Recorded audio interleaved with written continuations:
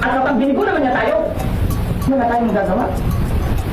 Isa sa magagaling at klasikong komedyanteng aktor ang tampok natin sa bidyong ito. Nakilala din siya sa laki ng kanyang ipin at sa bilis niyang maghatid ng linya. Tara, samahan niyo ang balikan ng naging karera niya sa pelikulang Pilipino.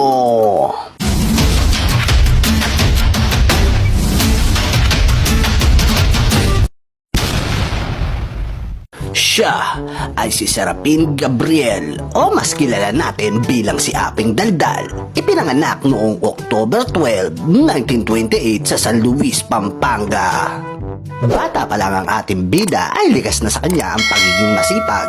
Siya ay nagtrabaho bilang kargador sa Divisoria. Likas din sa kanya ang pagiging natural na komedyante at may angking galing sa pagsasayaw. Kaya noong nagpalit siya ng hanap buhay ay nakasama siyang nagtatanghal sa Manila Opera House mula 1959 hanggang 1963. Ito na din ang naging susi para